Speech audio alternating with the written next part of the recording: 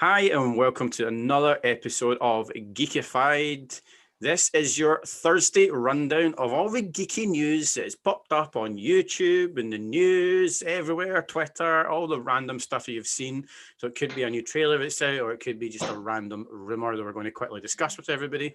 I'm sure most of the guys have already heard this, but they don't know what I'm bringing up, so it could be quite interesting. So it's your Thursday rundown. Hi.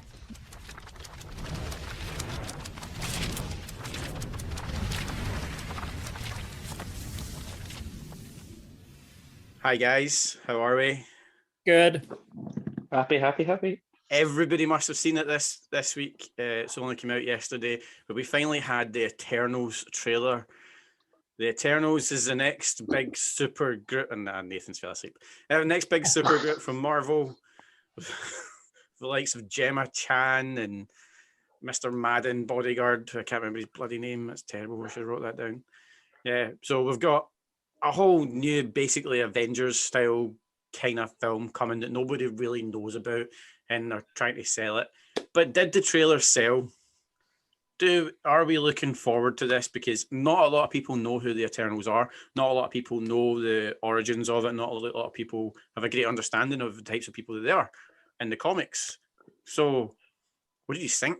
What are you looking forward to? What did you think of the trailer? Do you understand what's going on, or was it enough in the trailer? I know it was only a teaser, but what do you think? Will I start? Anyone, go for it. Well, I'll start. I kind of know a little bit about the Eternals and who they are. And I did mention on the group that they haven't really had a successful outing as comic books. They've had sort of two false starts. They had with Jack Kirby. It's Jack Kirby who kind of came up with them. And they had a false start. He tried to do something similar, I think, with DC Comics. New Gods. Yeah, the New Gods. Didn't work out there. He got invited over to Marvel. He did the Eternals, and they did a sort of a major run sort of around the 70s, but they weren't popular then. But then as individual characters, they were popular, and then they kind of placed them in sort of like Thor stories as well, because they're a great element to kind of explain anything, any backstory to anything mysterious in the universe, because they are eternal. They're very old beings, basically. So they're kind of like, oh, we can't explain it. We'll just get one of the Eternals to explain it. Yeah, basically. But so it's a massive risk, I think, huge risk, Marvel doing this. And I think it kind of shows in the cast that they've got. They've went, okay, this is a risk. How can we sort of make it not as big a risk? Okay, we'll make sure who we cast are phenomenal actors and a great cast, and it's a fantastic director as well. So I think we are going to see something that we've never seen before in terms of style from Marvel. But I don't think we can expect too much from this trailer because of all the delays that we've had with all the other stuff. Because I think if the show's too much, anything else, it'll give away everything else from Loki to Black Widow to what's happening with Doctor Strange. All this trailer could have given us, which it did give us, was what the style, the look of the film's going to be. And I think it did it. So I'm excited to see, the next trailers will get a little bit about the story. But I'm happy. Yeah, I pretty much fall in the same category as you. I know quite a decent amount about who they are. I've read about who they are, what's happening with them.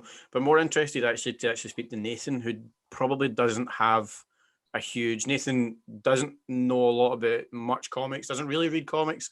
He's read bits and bobs here and there. He doesn't have a huge history. Like, I think all the rest of us three actually do know quite a lot of the kind of lore of the stuff that's coming. But Nathan is more of he's a resident film geek and TV geek. So it's quite interesting to get Nathan's opinion on this, because he won't know what's happening, and what he sees in this trailer is the first time that you'll see it. So what did you think, buddy? Yeah, the only one I know in Eternal is that Louise Redknapp. I'm not really sure about any of the superhero. That's a good one. That's a good one. I'll give you that, mate. Like that. I thought it looked like a pretty shit Power Rangers episode. Very sort of shiny suits and stuff. I looked at the slate for the next phase of Marvel that they released a couple of months ago. And I was looking at it the other day, and there's only about 3 things in that thing I'm excited about seeing. I don't know if we're getting a bit of Marvel overkill. I mean, effectively, you're going to go through about 20 something years with about 45, 46 different films and TV shows. And is it a bit much? Maybe, I don't know. I'm just not sure. I think they're scraping the barrel a little bit with some. I mean, in the end of the last phase, they lost their 2 biggest, MCU stars, in Iron Man and Robert Downey Jr. and obviously Captain America. Now we've got shit Captain America. What's his name? Anthony Mackie. Twat. So I'm not sure if, and they haven't quite got their TV shows ready yet. Although I'm looking forward to Loki next week or the week after, whenever it's out. But I think, it didn't grab me, this one. It looked like a crap Channel 4 TV show. Yeah, so it's definitely an interesting. Your opinion is really, really interesting with this, because you really don't have any lore. I'm excited because I know the stories that can come from it now, but I'm also interested as to why they went with this, because, like Tony said, it's such a bizarre, out the bag, just random grab at characters that pretty much fail. Is this sort of phase's Guardians of the Galaxy though? Because obviously not that many people knew. Guardians was quite a sort of obscure thing before, wasn't it, as well, from what I've read before. And that did really well. So maybe this is what they're thinking. This is going to fit into that niche in this phase, as it were. The Guardians is different, though. I see the Guardians as being almost a separate entity that you can do another show or film with, whereas the Eternals are pretty much more powerful than anybody that's on Earth just now, which is the weird part, because you're putting gods that almost, and that's basically what they are. They're gods. They're made by the gods to be bigger than humans and better than humans. So that's what interests me, is like how do you make it? It's like another tier of superheroes, like 10 times higher than Captain America and Iron Man. You'd almost think though, because there's like is it 6 or 7 of them in the trailer? I think it was in the. Yeah, it's quite a lot. Yeah. It's sort of you would think that might sort of lend itself better to a TV show, with that many characters. Yeah, very true. Obviously, we've got Jupiter's Legacy recently, even like Umbrella Academy, Boys, things like that. It's like a collective, and it works quite well as a TV show. So, quite interested why they didn't do that when they're obviously doing a lot of TV shows now as well. Yeah, good point. Back to somebody who does know a little bit more about comics and the lore. Do you know much about Eternals? Just as much as also Tony said about it not being 100% successful. It'll be interesting to see how they kind of mingle it in, because is this maybe set after everything with Endgame with this, or is this a prior thing? After Endgame. Yeah, it will be after Endgame. It's kind of going through all the different ones. Yeah, so it'll probably be interesting to see, like, maybe if they've been also overseeing what the Avengers have been doing and stuff, and they can take a step back. And then also when Thanos does what he does, they feel like they need to step in and sort of restore the balance and stuff like that. That side of things might be a bit interesting.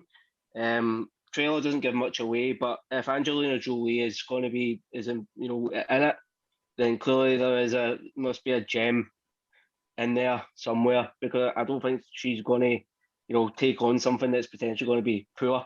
You know what I mean? I'm going to shoot you down right now, because 2 nights ago I watched possibly one of the worst films that I've watched in a long time, and it was Angelina Jolie, Those Who Wish Me Dead. I wished I was dead when I was watching it. It's awful, and I'll be putting up a review. If no one else gets a chance to watch it, I'll do another solo review on it, because I really want to get it off my chest how freaking bad it was. A couple of years ago, Salt was terrible, wasn't it? That she was in. Oh, I like Salt. Yeah, Salt was decent. I prefer Pepper. So. The dad jokes are enforced today. I know.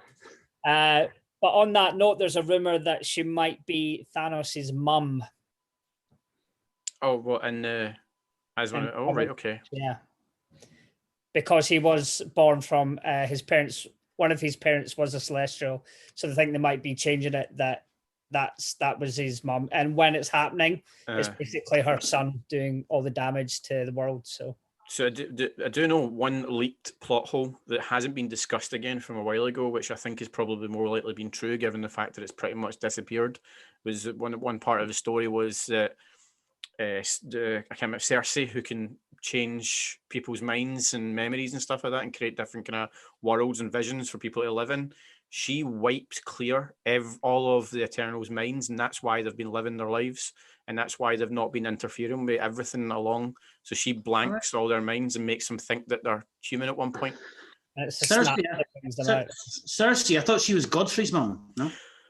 Well, it's quite funny you say Cersei, because you've got Robert Madden and Kit Harington both fall in love with the same character called Cersei in this film. He plays Kit Harington's playing Black Knight. It's another really interesting story. He's not particularly a goodie, but not particularly a baddie. He's more of a cursed character, which is one of those really interesting. It's not really him that's the hero; it's his sword.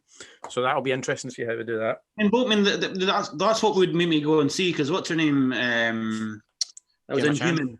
Gemma Chan. I think she's a really good actress, and Madden and Harrington are both. I like them in pretty much everything they've been in, so that would make me go and watch it. But it didn't grab me. It didn't grab me at all. Yeah, I don't think it's not really grabbed anybody. I'm interested, and I want to see it. And the suits looked a bit like the shit ones in Wonder Woman, which sort of put me off a little bit. But yeah, why did Marvel have this obsession with having to tie everything together? I think it's the same universe. I think they're trying to just make it everything in this one world. Yeah. I quite like it. I love that. I like the idea. Like an Easter egg or a link up. I'm like, you guys all like that multiverse pish. So. Oh, just you wait, Nathan. You've got a world of pain coming, Nathan. Or the multiverses that's about to start. Yeah. Although I did read I saw a thing the other day saying that what is it? They're about the Batman Nightmare universe. There's somebody they want to make think about making a nightmare film, and it would probably be the best comic book film ever made. That would be awesome. That would be ridiculously awesome. Right, next story. Another story that just broke. The film, we knew the film was going to be happening for a little while now, but it just broke today who is playing the title character. And Wonka is being made. So Charlie and the Chocolate Factory is having a prequel going back to the life of Willy Wonka when he was younger. And the casting is Timothy Chalamet, which I think, for me, good choice. Yeah, I think he's very good. He's a very, very diverse actor. Everything he's been in has been good. So what do you guys think, Nick? I think a prequel to Willy Wonka Chocolate Factory is actually pretty decent. We get to see, how he built that empire and how he built the factory and how the Oompa Loompas came to be and stuff like that. So, I like the original. Tim Burton's was quite good as well. Like that. So that's definitely one I'll be going to see when it does come out. Yeah, we kind of got kind of a small backstory with the Tim Burton, version of it, which is really intrigued because sometimes, it's a fantastic character. You want to know what makes that character. So, but will it be magical? Will it be, is it just going to be like a Victorian drama, or, what's it going to be like? That'll be interesting, but fantastic actor to play that part. So, why not? Yeah, I'm up for it. Yeah, Nathan? Yeah, sounds good to me. I thought the Gene Wilder, Willy Wonka and the Chocolate Factory was my favourite, one of my favourite films as a kid. I think it'll be interesting whether you go down the sort of imitation route with either his Willy Wonka or Johnny Depp's Willy Wonka. It'll be interesting to see how they do it with it, whether they go for a completely different take on it or not. But yeah, no, I'm up for that. That sounds pretty awesome. I never know. We might do a kind of Charlie and the Chocolate Factory multiverse, Nathan. Kind of like two split timelines. We like a fucking what they call selection box Christmas. Do we know who's directing it? No, I don't think. Or I don't think there's anything. There's really anything else. It was released today. It was just Timothy Chalamet was the big news. I read it's a guy called Cadbury's. Jesus Christ. So going for the classic dad joke director as well. Yeah. Right, and the third and final one from me, which is possibly the most interesting piece of news that I've seen, and it's probably a good discussion for us guys to be talking about, considering we're off, and that is Highlander.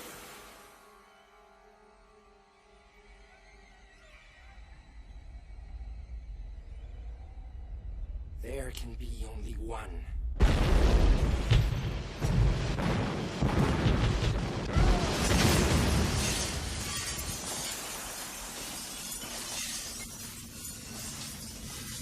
Highlander is getting a reboot, Oh, and it is confirmed. It's 100%, and it is Henry Cavill that will be putting on the kilt. So, obviously, if you can't tell, everybody here is from Scotland. Highlander's obviously a film that's close to our own heart, even though it was played by a wanky French-American guy in the original. But what do we think? Brilliant. Nathan? Brilliant. I love Henry Cavill with all my heart. He's the coolest man in the world. And I think, I mean, he obviously he's English, isn't he? Yes. Henry Cavill. Yeah. So he should be able to do the accent reasonably well. So, which obviously I loved the original Highlander film and the second one as well. But Lambert's accent was pretty shocking in it. But I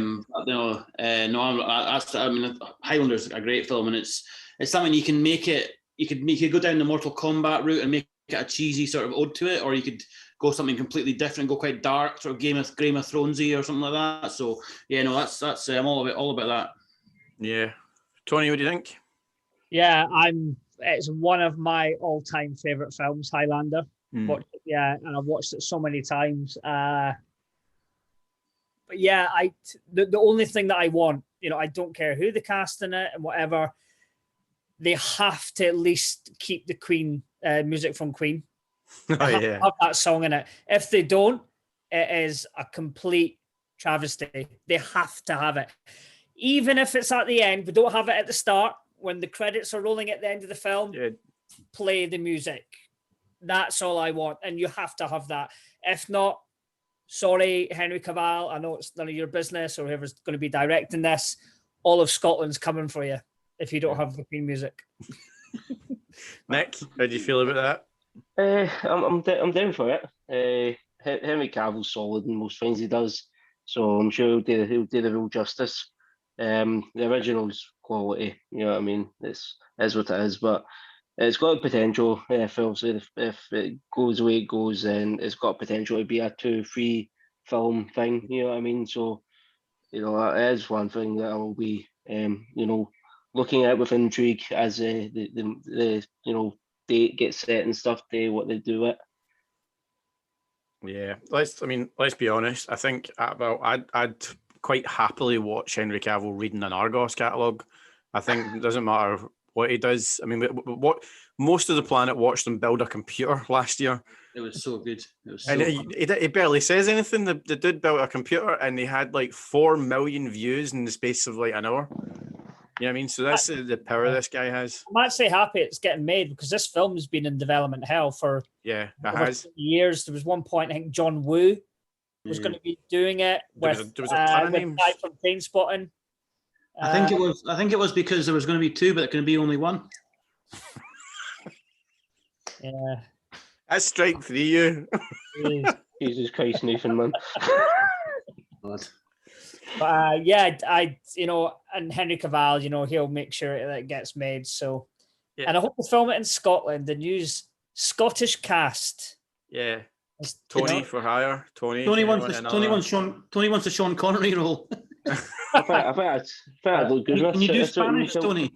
No, I would like because he had 2 mates, didn't he? Who died. Yeah, but I think he had quite a lot of people that he knew over the time that I'll be one of the guys in the village. Connor.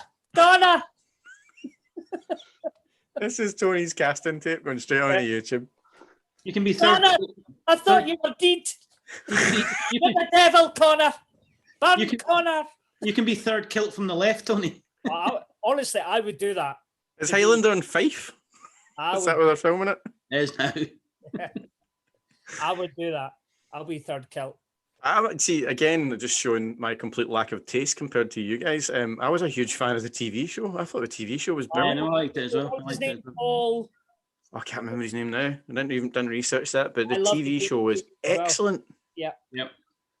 So good, and I think I don't know who actually said it. I can't remember who said it. I think the mythology of it is something that could really, really be explored really well. I think like it wasn't amazingly covered in the films.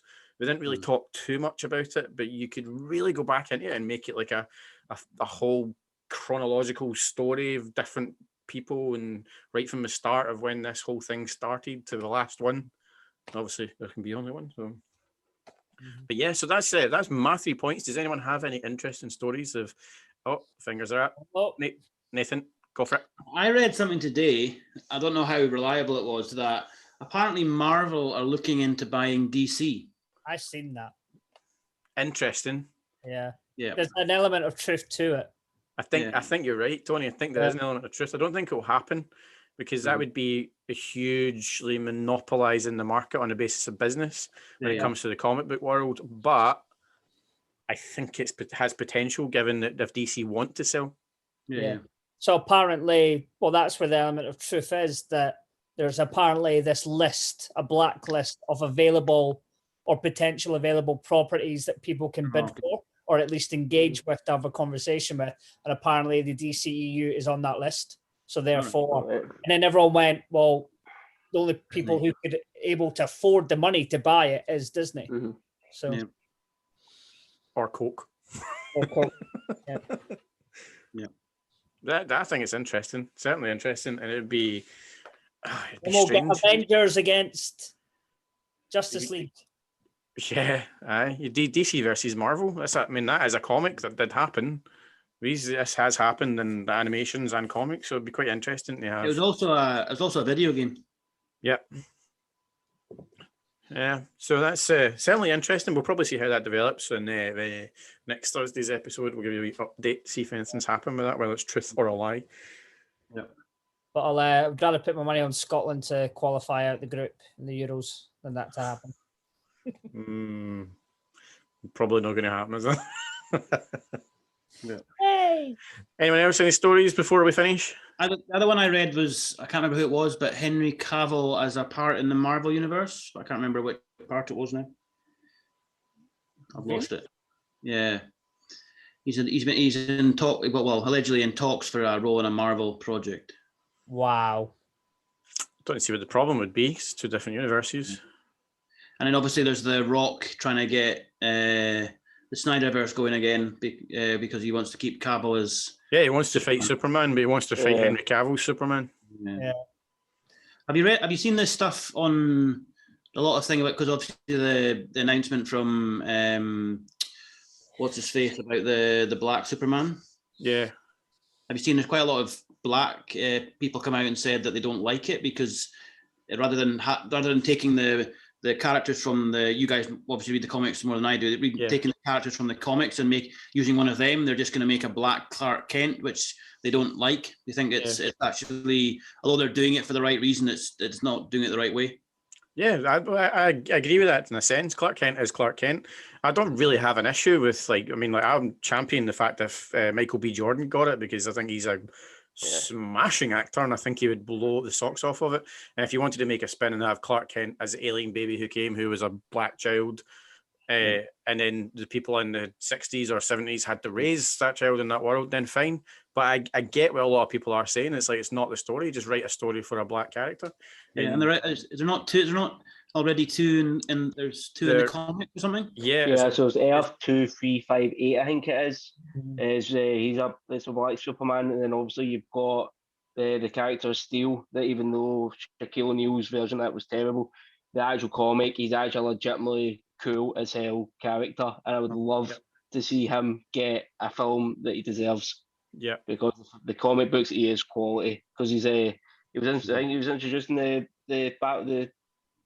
post death of Superman stuff. Mm-hmm. We had loads of different Supermans trying to take over the mantle. So like the characters originated in that, and I love the actual comic version of it. I think it's really cool, and I think if they'd done that character and done that justice, Michael B. Jordan would be classed as that as well. I think if they could do that character justice, or do it as an alternative Earth Superman, it would maybe sit better. Then obviously completely redoing, the traditional Clark Kent story. I think that's where people are getting it from it. It's like it'd be the same as, you know, if you wanted to do a Black Batman, it wouldn't. I don't think it was really working unless you do, you know, Batwing and then transition him into being Batman. Yeah. You know what I mean? Yeah, because I mean, like the new Batman series is Lucius Fox's son. I can't remember his name now. It says he's taken over as Batman in the new series, Yeah. which See, is amazing. I think it'll be yeah. great. It's a really, really good story. Quite a dark comic, this one. Yeah. Yeah. So I'd be down for that sort of thing if they took an existing, you know, character and doing it that way rather than completely, you know, clean slating, you know, the traditional Clark Kent story. I think people's, you know, uppity for it is because it is a traditional thing. It's Clark Kent, and you know that, you know, that's probably it's a bet with me as well if it was Steel or the Earth, you know, 2358, and then they could bring all that, you know, side of characters into the DC thing, because obviously they're doing the multiverse and all that as well with that. So there'd be really good potential there. You could have loads of different offshoots or loads of different things going on there as well. I mean, it is definitely an interesting story. I mean, they have done other comics, like one of my favourite ones is Mark Millar's Red Sun, which is where he lands basically in Russia rather than America. So the baby lands and the Superman's brought up to be Russian. So that's a kind of interesting variation on it, but that'll never get made because they never sell it in Russia, obviously, because he's made it. Obviously, we had Brightburn a couple of years ago as well, which is on that sort of idea as well. I mean, there's definitely scope for these types of things, but whether or not they're trying to create the same universe, which they're doing with Marvel, which is one giant universe, or they're going to sell it off and Marvel and DC become the same thing, which should, to be honest, could be a good thing. We could end up having one giant universe, but loads of different spin-offs. I've always said that the biggest for non-superhero people, non-comic book people, the three biggest superheroes are Batman, Superman, and Spider-Man. You can get all three of them together in a film. That's money, isn't it? Oh, good God! Yeah. And the other big news, which I messaged you guys about last week, was Dave Filoni getting promoted at the Star Wars or Disney, whatever, at Lucasfilm.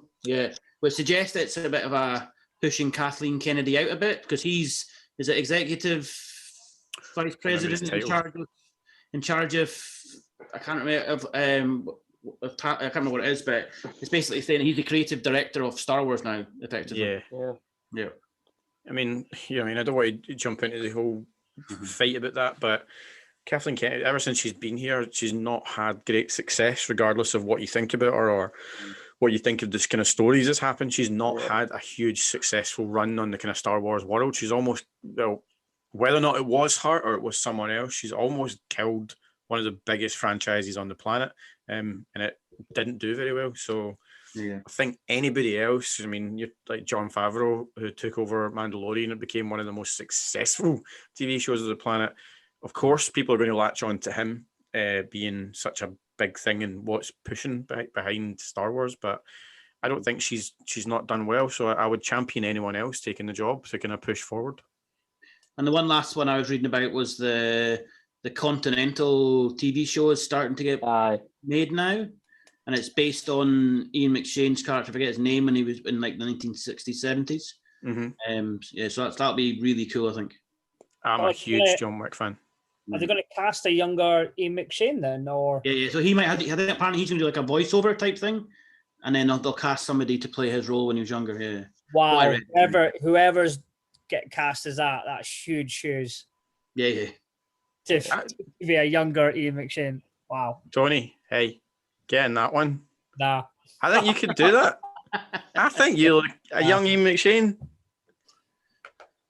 Yeah. So if any casting directors watching for the Continental, you get Tony right here. Look at this. Hey, I can do a Lovejoy, I used to love Lovejoy. Yeah, it was a great show. Great show. I think you could pull that off, mate. Greater as well. Well, there you go. That's a Thursday rundown of all the news. I hope you've enjoyed it. We will definitely be back with the next episode of Geekified, which I believe was a small film that I think we all really love, called Army of the Dead. That's coming up after this episode. 2, Army of the Dead 2. No, it's just 1, Nathan. Army of the Dead 1. It's not got a sequel. But thank you very much for joining this news roundup. Thank you, Nick. Cheers, man. Thank you, Tony. And thank you very much, Nathan. We can do this all day.